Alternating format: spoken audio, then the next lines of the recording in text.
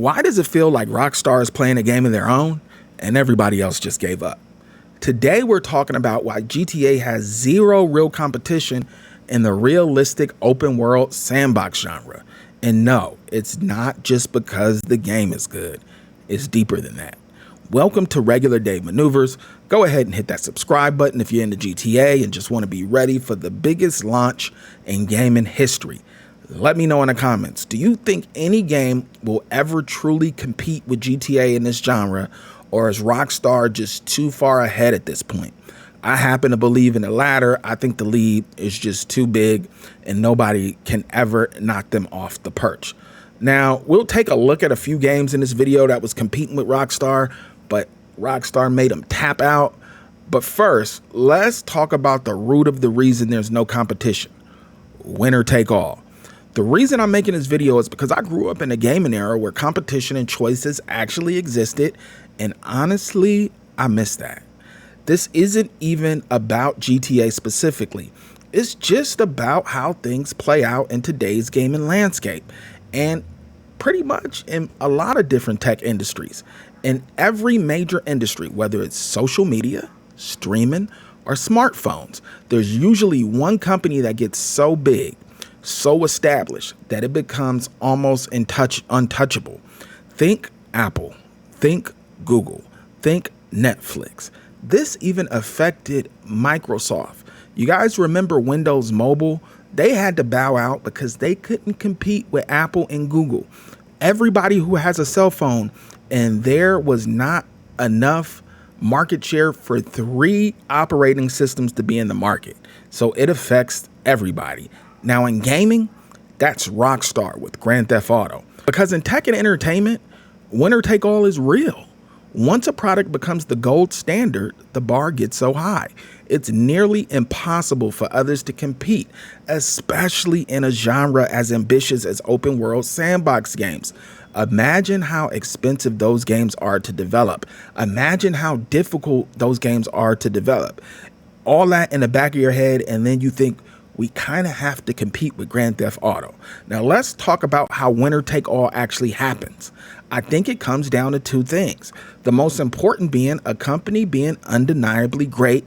There's always going to be the best. There's always going to be something that's number one. And that's what Rockstar proved themselves to be. Then consumers have no real reason to settle for second best when the best is already delivering everything they want. Just think about what NBA 2K did to NBA Live. There wasn't room for both because people said, why would I play live when 2K is better? Rockstar doesn't just make games. They build worlds.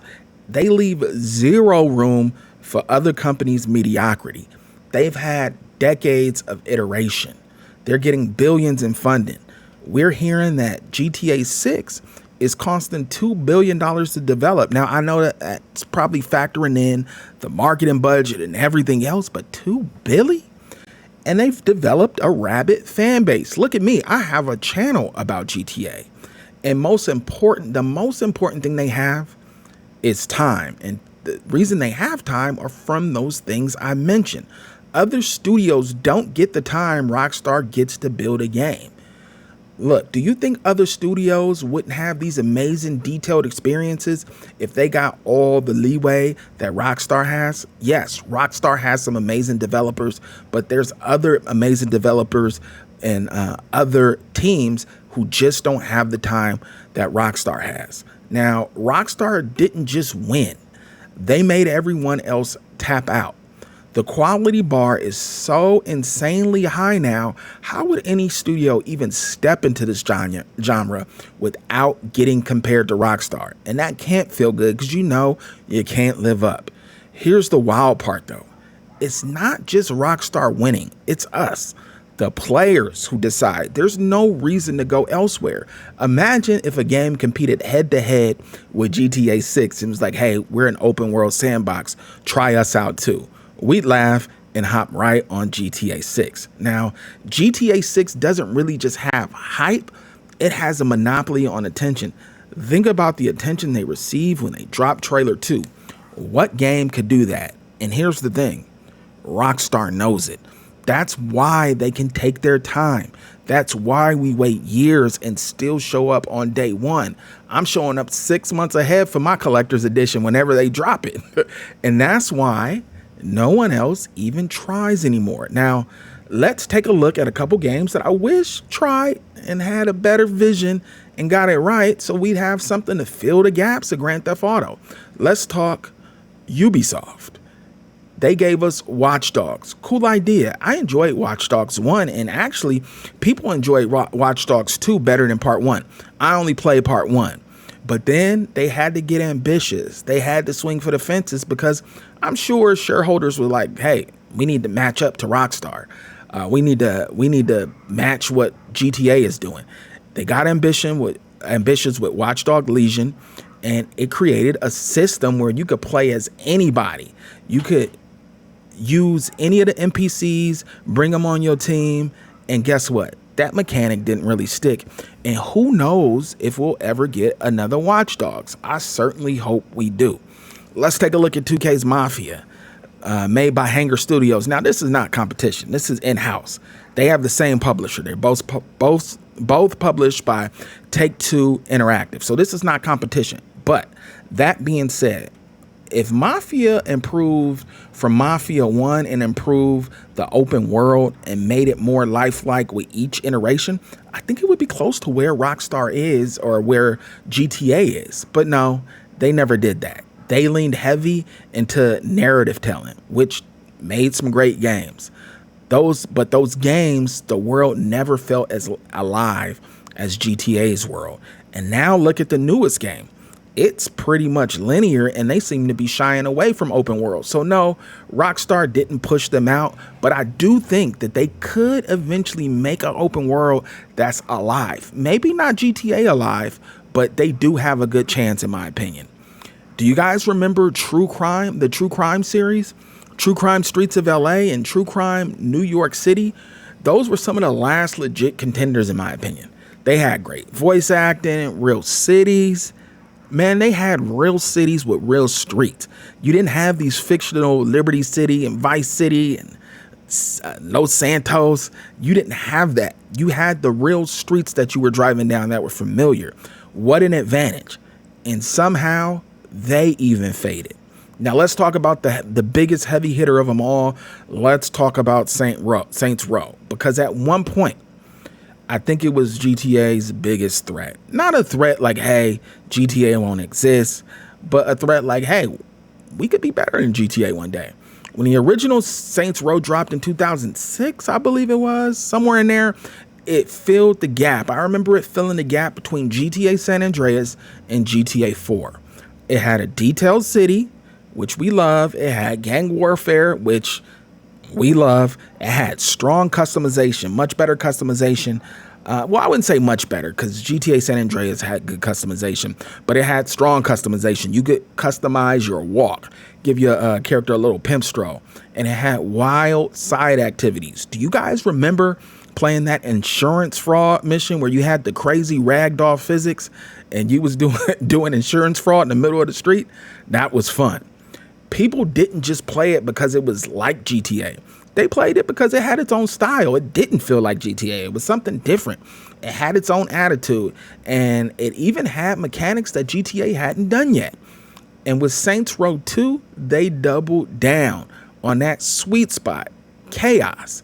But it still stayed grounded for a moment. And when I say a moment, a brief moment, it felt like Saints Row was carving out its own lane and was a legit competitor. But then came Saints Row 3. And that's when things shifted.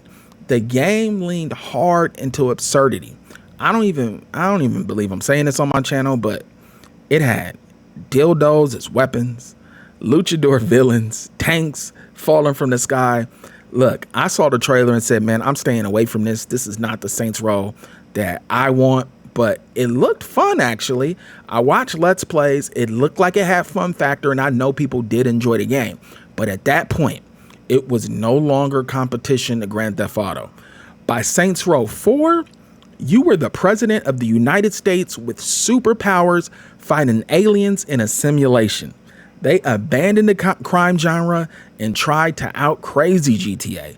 But the thing is, the reason we love GTA has nothing to do with the crazy. It has everything to do with the quality, the depth, the polish, the tone, the attention to detail, not the crazy. I guess Volition Studios did not understand that. It turned from a contender to a parody. And my guess is they were swinging for the fences saying, hey, how could we top GTA? Okay, GTA allows you to get a little wild and do this. Well, let's go OD and turn it up. And then when the 2022 reboot dropped, it was supposed to be a return to form because people did not like Saints Row 4. It was too crazy, but fans rejected it. Critics rejected it. I didn't play it, so I can't talk too bad about it, but people didn't like it. I was told it felt generic. And eventually, Volition, the studio behind the franchise, was shut down. Saints Row didn't just lose to GTA. It pretty much lost itself trying to beat GTA because sometimes you get a little bit desperate and you don't know what to do. And that's the vibes I got from Saints Row. So maybe the reason GTA has no competition isn't just because Rockstar is great, which they are. It's because the winner-take-all system doesn't allow anyone else to become great. We, as the consumers, don't allow other games to become great because we want what we want and we want the best. If you found this video interesting, hit the like button, drop a comment, man. I've been loving y'all comments. I try to reply to as many as possible, and I'll get at you guys another time. Peace. Birth of Reaganomics, the start of rap tapes, and Run Jesse ran 84 and 88. I used to wear Vans and love to climb trees while the OGs was riding on the lease, not the sprees. Candy house posted on every other street beat. Street lights home or your ass is getting beaten, that's final. We playing Michael Jackson on vinyl. Around the same time, Dodgers won